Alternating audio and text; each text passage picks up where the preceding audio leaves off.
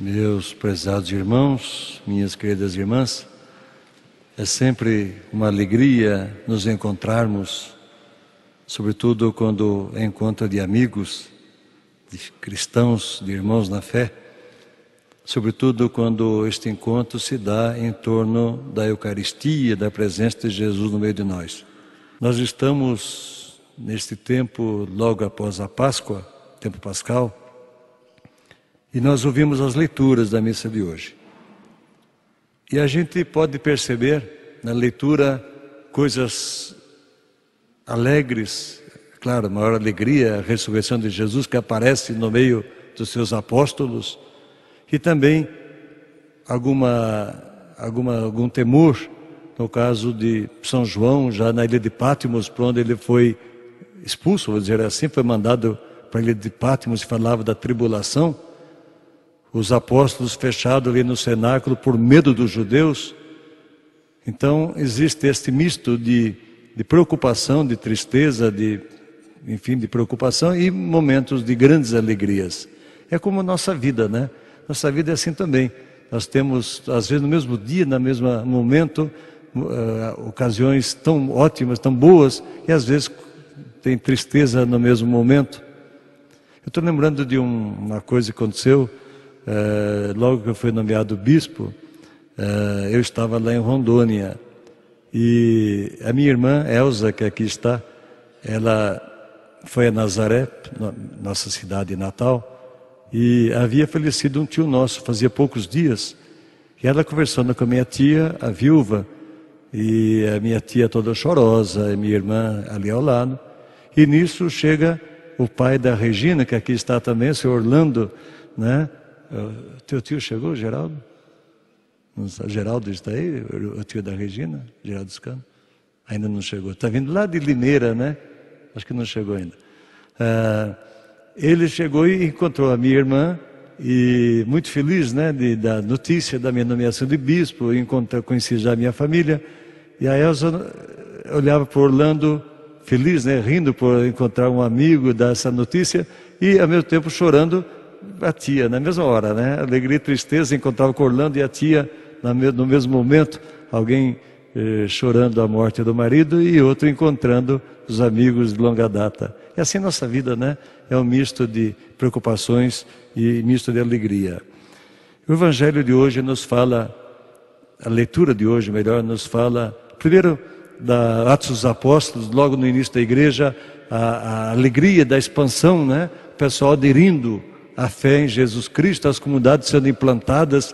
Então, os Atos dos Apóstolos nos narram nesses momentos tão felizes da expansão da presença de Jesus no meio das comunidades. E ao mesmo tempo, São João nos fala, quando Jesus aparece no dia da ressurreição, eles estavam fechados por medo dos judeus.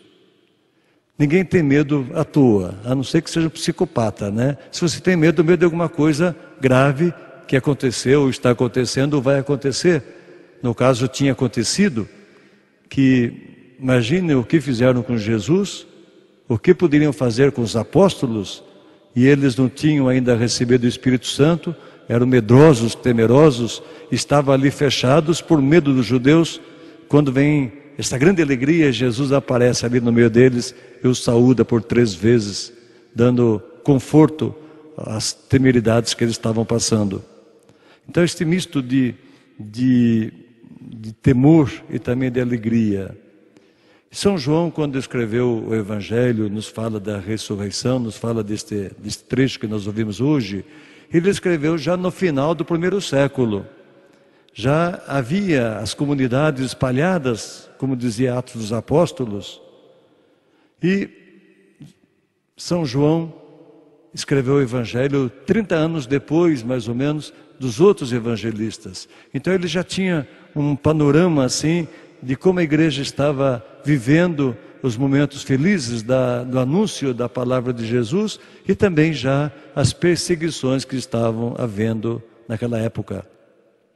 Então eu vejo assim, quando São João fala do temor e ao mesmo tempo desta presença de Jesus ressuscitado, Então, no temor, nas preocupações, nas calúnias, difamações, nós nunca devemos perder de mente e mira este Jesus que está ao nosso lado e nos deseja a paz.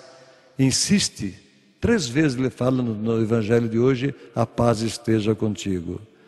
Esta perseguição da igreja, que começou já antes de fundar a igreja, já com Jesus Cristo, né?